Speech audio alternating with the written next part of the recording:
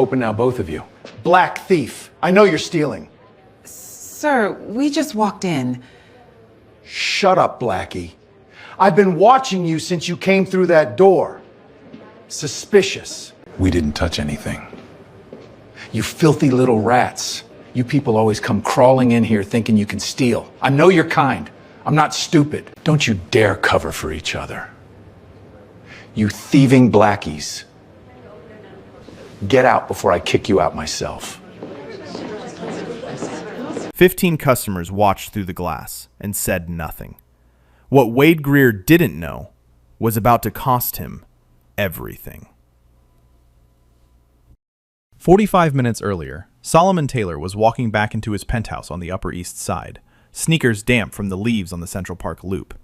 His hoodie said Yale across the chest, in letters so faded you had to squint. He'd had the thing 15 years. Nina kept threatening to throw it away. He kept hiding it in the back of the closet. The coffee machine was already humming when he stepped into the kitchen. Cinnamon and dark roast. Nina was at the Marble Island with her laptop open, scrolling through something with one eyebrow up. "You said no work this weekend." She closed the lid without looking up. "I just opened it to close it." "You opened it to close it." "That's what I said." She smiled. "Drink your coffee." He kissed her temple. Outside the floor-to-ceiling window, Madison Avenue was waking up. Yellow cabs, a doorman shaking out a rug, a woman in a fur coat walking a chihuahua wearing a smaller fur coat. New York, in late October. The kind of morning where the city looked almost civil. "I want to do something for Saturday," Nina said. "Just us. No phones, no calls, no emails." "What did you have in mind?" "That watch. The Patek I showed you last week. The vintage one in the window at Sterling and Vance. I want to look at it properly. For our anniversary." He set down the cup. "I don't need a watch. I have my grandfather's." "I know you don't need one." She put her hand on his. "But I want you to have one from me. 15 years, Solomon. That earns a watch." He couldn't argue with the math. They left the building at 10:30. A black SUV waited at the curb, hazard lights blinking. Solomon waved through the tinted window and the driver rolled it down. "Marcus, we're walking today. Take the day." "You sure, Mr. Taylor?" "It's 70 degrees and my wife wants to be courted. Take the day." Marcus laughed and pulled away. They turned onto Park Avenue and crossed toward Madison. Solomon's hand found the small of Nina's back. Nina noticed the way the doorman across the street straightened up as they walked past. She noticed the woman who tightened the leash on her poodle when they crossed her path. Solomon felt Nina go quiet for half a block. "Don't let it touch you today," he said. "We're just getting coffee and a watch. That's it." "I know." "You sure?" "I said I know." They stopped at the corner of Lex and 76th. A man sat on the sidewalk against a deli wall, a cardboard sign at his feet that read, "Army Vet. Anything helps." Nina crouched down before Solomon could say anything. She tucked a folded 50 into his hand. "What's your name?" "Earl, ma'am." "I'm Nina. This is my husband, Solomon. We'll remember your name, Earl." The man's eyes filled before she stood up. Solomon waited at the curb, watching her, and the look on his face was the same look he'd had the day they got married, like he couldn't quite believe his luck. They kept walking. Madison Avenue at 10:48 in the morning is a particular kind of theater. The valets at the Carlisle Hotel. The matron stepping out of Ralph Lauren with a bag the size of a Labrador. A small Bentley dealership across the street, polished and silent. The smell of fresh chestnuts from a cart on the corner. The kind of neighborhood where your watch tells everyone who you are, and your clothes decide whether they let you in. Sterling and Vance timepieces sat between a jeweler and a private members club. Brass-handled door, frosted glass. A blue awning faded just enough to look expensive. Inside, the air was cooler than the street, and it smelled like cedar and old leather and money. Behind the counter, a woman with a gray bob looked up from a tablet. Her name tag said Margaret Hollis, General Manager. She didn't smile. Across the showroom, near a glass case of vintage Patek Philippe's, a man in a black blazer with an earpiece turned his head. He clicked his radio once. He started walking toward them. Solomon didn't see him yet. Nina was pointing at the watch she'd been thinking about all week. It was the last 60 seconds of peace they were going to have for a long time.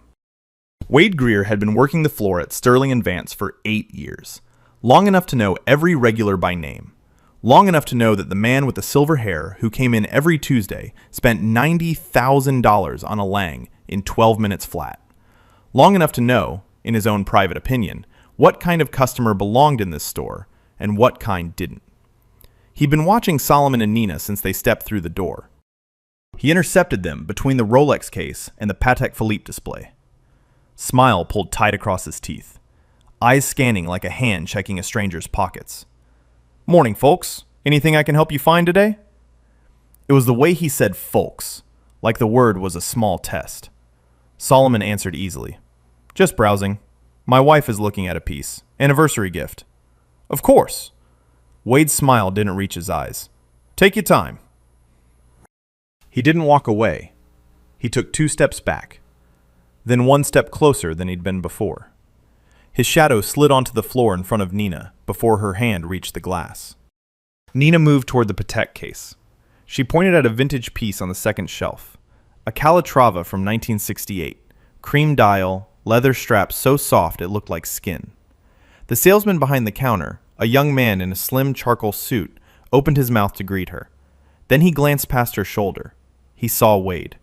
He closed his mouth. "Could I see the Calatrava, please?" Nina said. "The 1968? The salesman cleared his throat. He looked at Wade again. "Is there a problem?" Nina said. "That piece is $185,000, ma'am. I know what it costs. That's why I'm asking to see it." Wade stepped in. His shoulder bumped between Nina and the case. The bump was not an accident. The bump said, "Back up." We typically ask customers about their financing arrangement before pulling pieces at that level. The showroom went quiet, in the way rooms go quiet when something is about to happen. The salesman took a step back from the counter. Behind a display, a woman in a camel coat lowered the watch she was trying on and turned her body slightly toward the scene. A man near the door, who had been holding a watch box, stopped breathing for a second. Solomon's voice stayed flat. "My wife is asking to see a watch. Is there a problem?" "The problem, sir," Wade said, loud now, performing for the room, "is that this is not that kind of store. We've had a lot of issues lately with people who don't actually plan to pay, walking in here on Saturdays and wasting our salesmen's time." Nina's jaw tightened. She did not put her hand down. She did not step back. She kept her finger pointed at the glass. "I would like to see the watch." "Ma'am, I'm going to ask you to step away from the case." "I would like to see the watch." A young cashier, Beatrice Donovan, name pinned slightly crooked, looked up from the register near the front door. Her mouth opened. Wade's eyes flicked toward her. Her mouth closed. Wade pivoted. He stepped directly in front of Solomon. The smell of his aftershave was sharp and sweet, and underneath it, the iron tang of adrenaline. "I'm going to need both of you to empty your pockets." "Excuse me," Solomon said. "Open, now, both of you, black thief. Empty your pockets, now. I know you're stealing." The word landed in the room like a slap. A man near the door froze with his hand still on the watch box. 2 customers turned to look. The woman in the camel coat lifted her phone, but not to record, to call someone.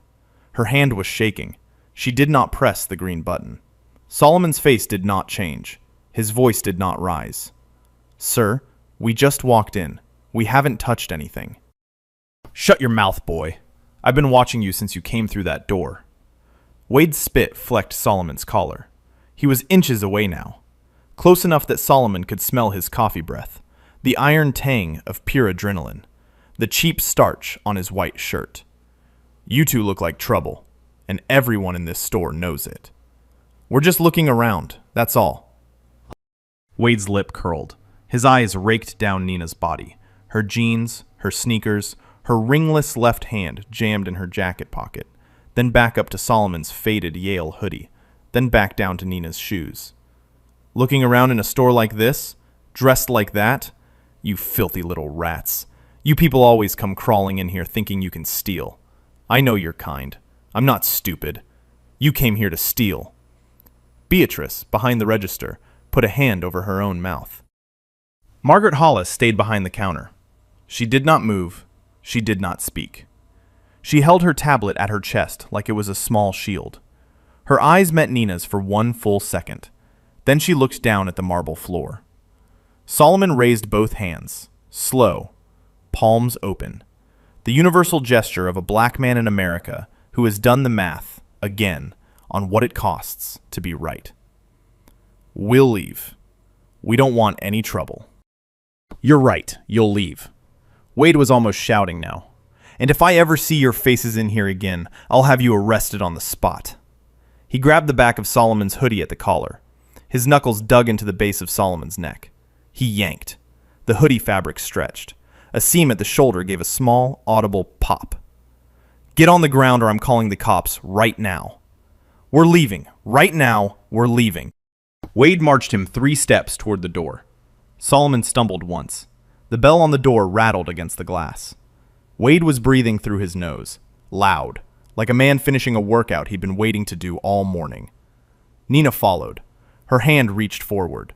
Her fingertips brushed Solomon's wrist. Wade saw the movement. He turned and slapped her hand down. The sound of skin on skin in the quiet room was not loud, but 15 people heard it. The woman in the camel coat made a small noise. Not a word, just a breath that escaped. Don't you dare cover for each other, you thieving blackies. Get out, now, before I drag you out myself. He hit the door with the heel of his palm. The brass handle clanged against the frame. The autumn air came in cold and smelled like roasted chestnuts from the cart at the corner. He shoved Solomon through first. Solomon's shoulder caught the doorframe. He grunted but did not fall. Nina was next. Wade's hand on the middle of her back. Not hard enough to knock her down, hard enough to make a point. They stumbled onto the sidewalk. A taxi honked. A woman walking a small white dog veered around them without slowing, eyes forward, like they were a puddle. Behind the glass, the showroom did not move. 15 customers stood frozen in the soft yellow light. The man with the watch box. The woman in the camel coat with the phone still pressed to her ear. The salesman in the slim charcoal suit. Beatrice with her hand still over her mouth. Margaret Hollis behind the counter, eyes on the floor. 2 regulars who'd been Sterling & Vance customers for over a decade. A young couple from Connecticut who'd come in for a wedding band. Nobody moved. Nobody spoke. Nobody opened the door. Nobody asked if Nina was okay. Nobody asked if Solomon was hurt. Nobody told Wade to stop. Nobody picked up a phone. Wade turned back toward the floor. He smoothed his blazer. He nodded once at the woman in the camel coat, a small nod, the nod of a man saving a kingdom, and walked toward the back of the store. On the sidewalk, Solomon dusted off the front of his hoodie. His hand was steady. He bent down and picked up Nina's sneaker, which had come half off in the shove. He helped her slide her foot back in. You okay? I will be. You sure? After Monday. She looked up at him. Her eyes were clear. She had not cried. She would not cry. After Monday, I will be. He nodded once. He took his phone out of his back pocket. He scrolled to one contact and pressed it. Behind the glass, Wade stopped at the doorway to the back office. He glanced once at the safe. He looked over his shoulder at the showroom. Then he stepped through, and he closed the door behind him. The phone rang once. Gregory Whitfield picked up on the second. Solomon, it's Saturday. Tell me it's not the kids. It's not the kids. Solomon was watching Nina retie her sneaker on the curb. Greg, I need you to do something. Right now. Go. Sterling & Vance timepieces. 745 Madison. Pull the master file, the lease, the vendor security contract. Every camera angle in that building from 10 this morning forward. Interior and exterior. I want it preserved on our servers by the end of the day. Nobody from the store touches the footage. A pause. Greg knew Solomon's voice in every mode. This was not the boardroom voice. This was quieter than that. What happened? A security guard put his hands on Nina. The silence on the line lasted 3 seconds. When Greg spoke again, his voice had changed. Tell me she's all right. She's fine. She's not fine. She's standing. Pull the files. Done. Anything else? One more thing. Pull the safe audit logs. Last 90 days. The safe. The safe. Why the safe? Solomon watched a yellow cab roll past, then another. He did not answer right away. Nina was standing now, hands in her jacket pockets, eyes fixed on the brass door across the street. A man inside the store laughed at something. The sound carried through the glass like an insult. Because a man who treats customers like that thinks the rules don't apply to him in other rooms either. I've seen this twice in 20 years. Let's see if I'm right. Monday morning, on your desk. Monday morning. He hung up. He put the phone in his pocket. He looked at his wife. Walk with me, he said. They started up Madison toward 78th. Nina did not take his arm. She walked beside him, half a step behind, and her hand opened and closed at her side, like she was still trying to feel where Wade had hit it. Across the street, inside the store, Wade Greer was not finished. He stepped back onto the floor like a man returning from intermission. He nodded at two customers as he passed them. He paused at the Patek case Nina had pointed at, and rested his hand on the glass for a moment, almost like he was checking that the watch was still there. He clicked his radio. Sweep the floor. Aisles 3 through 6. I want eyes. Margaret Hollis appeared at his elbow. Her voice was low. Wade, could you keep it down? The customers are uncomfortable. She did not say that was wrong. She did not say what just happened. She said, keep it down. They're fine, Wade said. He was watching the woman in the camel coat slip out the front door without buying the watch she'd been holding. He shrugged. She'll be back next week. Beatrice Donovan came around the register. Her hands were shaking. She did not try to hide it. Wade, they didn't do anything. She didn't even take the watch out of the case. Wade looked at her. He smiled. It was not a kind smile. B, how long have you been here? 6 months? Trust me, I've been doing this for 8 years. I can spot a thief from the curb. One day you'll thank me. They were just shopping. They were casing. And you'll learn the difference if you stay long enough. He patted her shoulder. She flinched. He turned and walked toward the back office without looking back. Up Madison, 10 minutes had passed. Solomon and Nina had not gone far. They were sitting on a wrought iron bench at the corner of 78th, across the street and 1 block up from Sterling and Vance. Nina had her phone out and was typing fast with both thumbs. Solomon was on a second call, head down, voice low. The brass door of the boutique opened. Wade Greer stepped out. He looked left, then right. He saw them on the bench. He crossed the street. He stopped 2 feet from Nina's knees. I told you to stay off the property. Solomon did not look up from his phone. Nina did not stop typing. This bench, Solomon said, is municipal, but I appreciate the information. Wade leaned down. His voice dropped to something uglier than what he'd used in the store. Something he wouldn't have wanted the customers to hear. I don't know what little game you think you're playing sitting here, but you picked the wrong store. You picked the wrong block, and you picked the wrong day.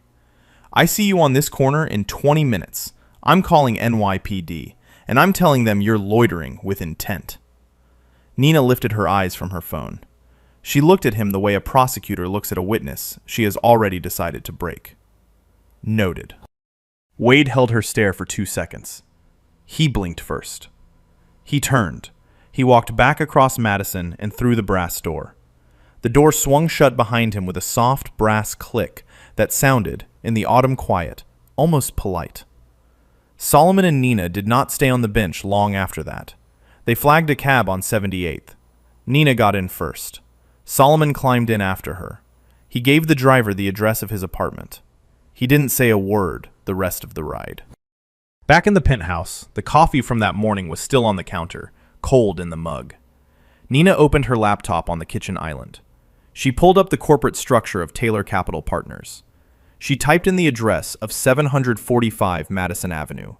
The system returned a record dated September 14th, 2019. Full purchase, all cash. Held by a holding LLC 3 layers down from the parent. The ground floor tenant, Sterling and Vance Timepieces. Lease renewed March of the current year. The in-store security vendor, Coastline Loss Prevention, LLC. Master Services Agreement renewed by Taylor Capital Partners 14 months ago. Authorized signatory on every document, Solomon J. Taylor. Greg Whitfield was already on a Zoom screen by 1:15. I have the lease, I have the vendor agreement, I have the staffing roster, I'm pulling the safe logs now. We need to talk. Solomon and Nina sat on opposite stools at the island. Nina pushed her laptop toward the screen. Tell me what I'm looking at, Greg said. Solomon spoke first. I'm not going to fire this man because he's a racist. Greg waited. He is a racist, and there are 1,000 racists working in retail in this country, and I cannot fire them all on a Saturday afternoon. I'm firing him because he put his hands on my wife, in my building, on my payroll, in front of my tenants, while the store manager watched from behind the counter and did absolutely nothing. Nina was quiet beside him. She was rolling her wedding ring around her finger with her thumb. Greg, Solomon said, I need you to be a friend for 1 minute, not a lawyer. Can you do that? Yes. Ask me what you need to ask me. Greg took off his glasses. He rubbed his eyes with the heel of his hand. He put the glasses back on. 18 years I've represented you. I've never seen you wrong about a thing like this. But I have to ask. Are you reacting because of Nina? Or are you reacting because of him? Solomon did not answer right away.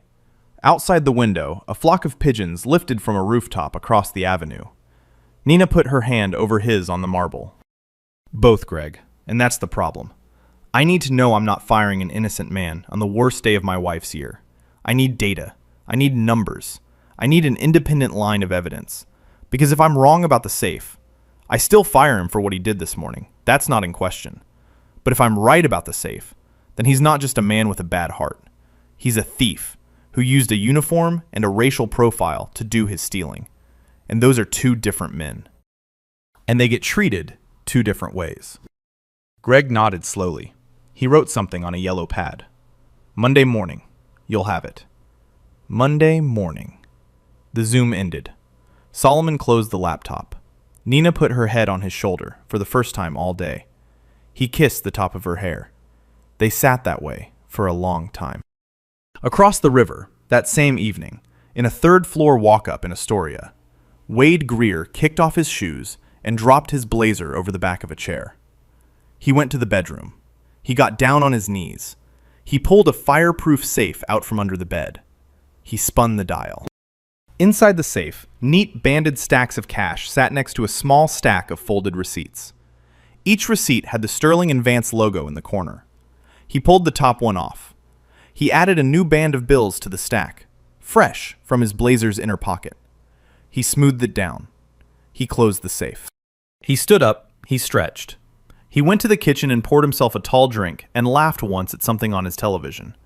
He had no idea, as he sat down on his couch in his socks, that 14 blocks across the East River, a 60-year-old lawyer was already on the phone with a contact at the Manhattan District Attorney's Financial Crimes Desk. A meeting was being scheduled. A subpoena was being drafted. A camera angle that pointed directly at the back office of a luxury watch store was being copied, frame by frame, onto a secure server that Wade Greer could not access and could not delete. He took a long sip of his drink. He smiled at the ceiling. It was the last good night he was going to have for a very long time. Monday morning at 7:48, Wade Greer pulled his Ford into the employee lot behind the building. The sky over Madison Avenue was the kind of clean autumn blue you only get in October. He whistled as he walked around the corner toward the front door. He had the kind of weekend in his rear view that a man feels good about. He'd taught a couple of grifters a lesson on Saturday. He'd added $1,400 to the safe under his bed on Saturday night. The Knicks had won on Sunday. Life was good. He reached the front of Sterling and Vance. The door was locked. Wade frowned. He checked his watch. He checked the hours posted on the brass plaque. He checked the door again. He cupped his hands against the glass. Inside, the lights were on. The display cases were lit. But the showroom floor was empty. No salesmen, no customers, no music. A piece of cream-colored cardstock was taped to the inside of the glass, level with his eyes. All staff. Conference room. Mandatory. 8:30 a.m. Wade tapped on the glass. After a moment, a guard he barely knew unlocked the door. He didn't smile. He didn't say good morning. Upstairs, Wade. What's going on? Upstairs.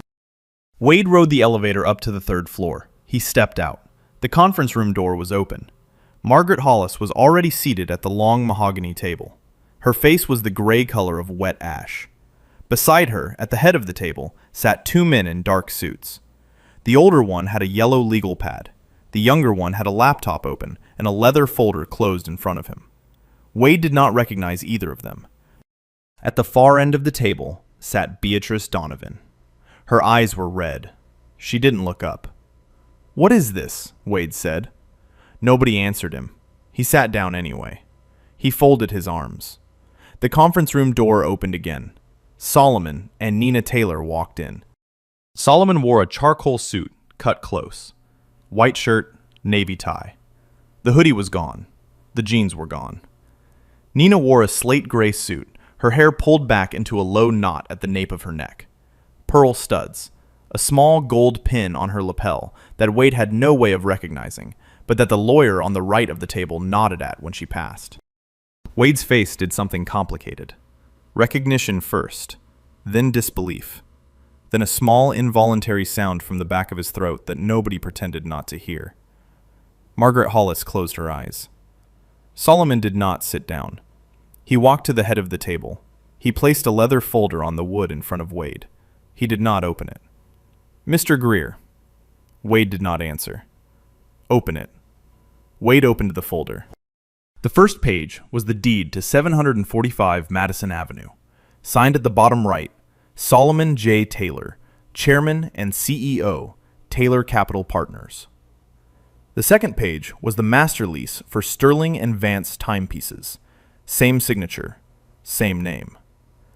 The third page was the master services agreement with Coastline Loss Prevention, LLC. Same signature.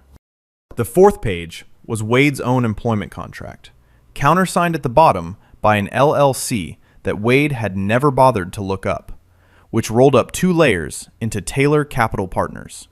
Same signature. Wade did not speak. His mouth was open. His tongue was dry. Solomon's voice was very quiet. "My wife and I own the building you work in. My company owns the parent that holds the lease for this store. Coastline Loss Prevention, the security firm whose blazer you are wearing right now, is a vendor I personally renewed in March. The paycheck you cashed 2 weeks ago, Mr. Greer, was, in a very real and literal sense, signed by me." He let the silence sit for a beat. "You shoved me onto a sidewalk." A beat. "In our own building." A beat. "You slapped my wife's hand. In front of your customers." A beat. "Because we wore jeans on a Saturday." Wade went pale. Nina spoke for the first time in that room. "I didn't say anything that day because I wanted to see what you would do. Now I know." Solomon closed the folder. "You're done. Today." He turned to Margaret Hollis.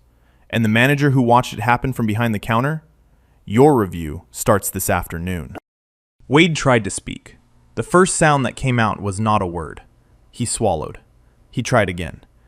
"Mr. Taylor, sir, I had no idea. There's been a misunderstanding. I follow protocol. I genuinely thought." "You genuinely thought what?" Solomon said. Wade opened his mouth. He closed it. The honest answer would have convicted him in the chair he was sitting in. Everyone at the table understood that. He looked at the wood grain in the table instead. The older lawyer, Gregory Whitfield, slid a single sheet of paper across the table. A termination notice. Cause: physical assault of a customer, racially hostile conduct, and violation of every internal policy on the books. Wade's hand shook as he signed. The pen scratched. The signature came out wrong, slanted and small, like the handwriting of someone half his size. A uniformed building security officer was waiting in the hallway. He escorted Wade down to the basement locker room. Wade cleared his locker into a cardboard box. A pair of running shoes, a coffee mug, a photograph of his ex-wife from before the divorce. He carried the box back up to the ground floor. The store was open by now. The Monday morning regulars were drifting in. A woman in a Burberry trench was at the Patek case, looking at the same Calatrava Nina had pointed at on Saturday. The salesman in the slim charcoal suit was helping her. He looked up as Wade walked past. He did not say goodbye. Wade walked through the entire showroom with the box in his arms, past the Rolex case, past the Patek display, past the spot where he had grabbed Solomon's collar 2 days earlier. 3 customers had paused their shopping to watch him walk out. One of them was the man with the watch box from Saturday. He had come back. He was buying the watch. He did not nod. At the front register, Beatrice Donovan stood with her arms crossed. She watched Wade approach the door. She did not move out of the way. He had to step around her. He paused at the threshold. He looked at her. He waited for her to say something. He waited for her to take it back. "I told you," Beatrice said. Quiet. Steady. 8 words. Just that. Wade pushed through the brass door. The autumn air hit him cold. The bell over the door rattled. The door swung shut behind him. Behind the glass, the showroom did not move. 15 customers, different 15 than Saturday, stood in the soft yellow light. Nobody moved. Nobody spoke. Nobody opened the door. Nobody asked Wade if he was okay. The story had run the other direction in 48 hours, and the math was the same. Upstairs, Margaret Hollis was still in her chair. She tried the only defense she had. "Mr. Taylor, I didn't know what to do. It happened so fast. I'm not trained for..." Nina cut her off with one sentence. "You knew exactly what to do. You didn't want to." Margaret looked at the table. She did not look up again. She was placed on unpaid administrative leave pending review. When she was gone, Solomon turned to Gregory Whitfield. "I want a culture audit of the entire retail portfolio. Every tenant, every vendor, every security contract. 60 days. I will read every page myself." Greg nodded. He wrote it down. By 11 that morning, a customer who had been in the store on Saturday, the woman in the camel coat, posted a 1-minute TikTok from her apartment. She titled it, "I watched this happen, and I'm ashamed I didn't move." She didn't name names. She didn't have to. 800,000 views in 6 hours. By the 5 o'clock broadcast, Connor Albright at NY1 had it. A black couple shoved onto Madison Avenue by a security guard. A building owned, it turned out, by the husband. The couple who owned the building became the headline by morning. The New York Times picked it up for the Metro section by Wednesday. The Taylor Capital Partners communications team issued a 3-sentence statement that afternoon. Solomon wrote it himself, on his phone, in the back seat of a cab. This was wrong. It was handled. We're not done. Tuesday morning, Solomon walked into Greg Whitfield's office on the 42nd floor with 2 cups of coffee. He set one down in front of Greg without saying anything. He sat. He waited. Greg slid a manila folder across the desk. "You were right." Solomon opened the folder. 3 columns of numbers, 90 days of transactions, highlighted in yellow where the irregularities lived. Cash deposit adjustments after the daily close. Refund codes processed on items that had never been returned. Voided sales that never appeared on the original receipt log. The pattern was small and patient and consistent. A man who had been doing this for a long time and had stopped being afraid of getting caught. Total over 6 months, $84,000 and change. The employee with safe access who had signed off on every voided transaction? Wade Greer. Solomon read it twice. He closed the folder. He looked out the window at the Hudson. Call Eleanor Brooks. By Wednesday afternoon, Detective Eleanor Brooks of the NYPD Financial Crimes Unit had every camera angle from the Sterling and Vance flagship pulled, copied, and time-stamped. She was a tall woman in her early 40s, soft-spoken, with the kind of presence that made witnesses stop lying without her ever raising her voice. She had been a detective for 16 years. She had grown up in Bed-Stuy. She had been called the N-word at her own swearing-in ceremony by a drunk uncle of a colleague. And she had finished the ceremony anyway. She sat in a small conference room at the Manhattan South Precinct and watched the back office camera frame by frame. What the public footage had shown, the part the Saturday customers had recorded on their phones, the part Number One had aired, ended when Wade pushed Solomon and Nina onto the sidewalk and walked back inside. The back office camera kept rolling. 90 seconds after Wade closed the brass door behind him, he appeared in the hallway by the safe room. He looked over his shoulder once. He punched in his master code. The safe door clicked open. He reached in. He pulled out a banded stack of $100 bills. He slipped it into the inner pocket of his blazer. He closed the safe. He smoothed his jacket. He walked back out to the floor with the same small nod he had given the woman in the camel coat. Eleanor paused the footage.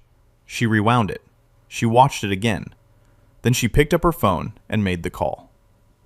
Thursday, 6:14 in the morning, Wade Greer was arrested in the parking lot of his Astoria walk-up as he was leaving for what he still thought was a job interview at a department store in Brooklyn. He had his keys in his hand. He had a travel mug of coffee on the roof of his car. He had put on his second-best blazer. Eleanor read him his rights herself. 2 uniformed officers stood behind her. The charges? Felony grand larceny in the 2nd degree. Embezzlement. Falsifying business records in the 1st degree. The Manhattan District Attorney's Office had also added a simple assault charge, related to the slap of Nina Taylor's hand, after Beatrice Donovan and 3 customers from the Saturday morning crowd had walked into the precinct on their own and given sworn statements. Wade was put in handcuffs. He was walked to the back of an unmarked sedan. Just before Eleanor closed the rear door, he turned and looked at her. Really looked at her for the first time, and said, in a voice that almost passed for friendly, "Detective, you sure you should be on this side of it? I mean, come on, you and me. We get it, right?" Eleanor did not answer right away. She waited until he was fully seated in the back. Then she leaned into the open door, one hand on the frame. "On your side based on what, Mr. Greer? My badge or my skin?" She closed the door. She did not look back. The drive to Central booking took 18 minutes. Wade did not say another word. By Friday afternoon, the criminal case and the civil case were running on parallel rails. Wade's first lawyer was a man he had used during his divorce, a thin attorney who specialized in retail security defense and had, in fact, drafted Coastline Loss Prevention's original employee handbook. The firm declined the case within 4 hours. Conflict of interest, the email said. Mr. Greer is no longer covered by our corporate retainer. Nina, in the meantime, was doing her own work. She pulled the Sterling & Vance customer complaint log going back 5 years.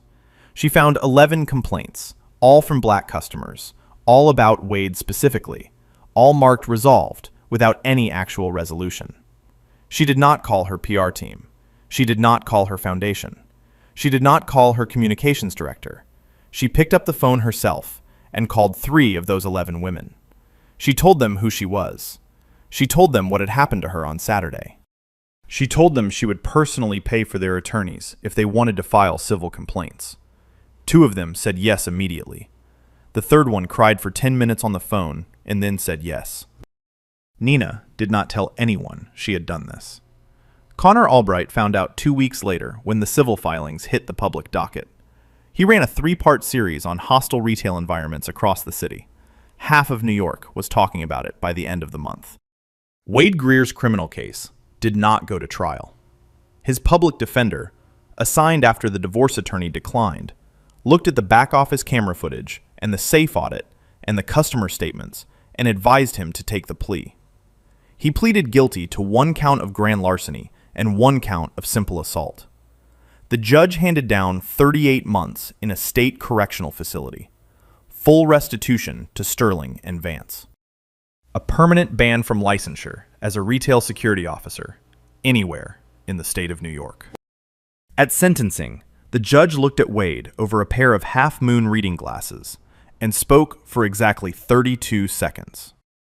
Mr. Greer, This was not the action of a man who made a single bad call on a Saturday morning. This was a man who used the costume of safety to hunt the people he was paid to protect, and to steal, calmly and methodically, from the people who paid him. The harm you did goes beyond the dollars. It is in the building. It is in the room. And it is in every customer who will hesitate now at a brass door because of how you behaved on the other side of it. Wade did not look up. Margaret Hollis was terminated for cause the same week. The culture audit Solomon had ordered became a binding policy across every tenant in his retail portfolio by January. 6 months later, on a Saturday morning in the spring, Solomon and Nina Taylor walked back into Sterling and Vance. He was wearing the Yale hoodie. She was wearing the same pair of jeans. They had argued about it that morning, the way they argued about everything that wasn't important, and Nina had won. The brass door opened with the same soft bell. The air inside still smelled like cedar and old leather. Same display cases, same soft yellow light. Different room. The new general manager, a woman named Priscilla Bell, who had been promoted from a Sterling and Vance flagship in Boston, came around the counter and offered her hand. She greeted them both by name. She did not greet them because she recognized the owners. She greeted them because every new hire at Sterling and Vance now went through a one-day training that Beatrice Donovan had designed, and the first line in the training was simple. Every person who walks through that brass door is your customer until they prove otherwise. Beatrice was assistant manager now. She had her own office on the mezzanine. The first person she had hired in that office was a quiet 19-year-old kid with a part-time community college schedule and a mother who worked nights, and a father who had been homeless on the corner of Lex and 76th for the past year and a half. Earl Jr., Earl Sr.'s boy. Earl Sr. was no longer homeless. The Taylor family quietly paid for 24 months of transitional housing for him, the kind that comes with a counselor and a job coach and a small studio with a window. Nina had handled the paperwork herself in an afternoon. Earl Jr. worked Saturdays at the register. He was saving up for spring semester. Nina walked over to the Patek case. The 1968 Calatrava was still there. Cream dial, leather straps soft as skin. She pointed at it. The salesman in the slim charcoal suit, the same one who had frozen on Saturday, opened the case for her without saying a word. She tried the watch on Solomon's wrist herself. It fit like it had been made for him. She bought it. She paid full price. She had it engraved while they waited. That night, at a small dinner in their apartment for their 15th anniversary, she handed him the small navy box. He opened it. He turned the watch over. The engraving on the back read, "For the man who didn't say a word when he should have shouted. In." He looked at her for a long moment. He did not speak. He put the watch on. Most people who get treated the way Solomon and Nina got treated on that sidewalk don't own the building. They don't have a Greg on speed dial. They don't have a folder. They go home and they carry it. The reason this story matters isn't that the rich black couple won. It's that what Wade Greer did to Solomon and Nina was exactly what he had been doing for years to every other black customer who walked through that brass door. And the only difference, that Saturday, was that one of those customers had the resources to make Monday morning hurt. Most don't. Most go home. So if you watched a story like this and got hot at Wade and felt good when the folder hit the table, that's a fine feeling. Hold on to it for a second. Then put it down. Because the people who change retail in this country are not the billionaires who get embarrassed. They are the Beatrices behind the register who say "I told you" in 8 quiet words. They are the customers in camel coats who post the video. They are the strangers who walk into a precinct on a Tuesday to give a statement they were not required to give. Drop it in the comments. Have you ever been in a store, a restaurant, a lobby, an elevator, and watched someone get treated like a suspect for the crime of existing? Did you say something? Would you say something now? Hit like if you would. Hit subscribe, because part 2 drops soon. What investigators found in Wade Greer's apartment after the arrest goes deeper than the safe under his bed. The world doesn't change because the powerful get embarrassed. It changes because the rest of us decide We are not going to be the 15 people behind the glass anymore.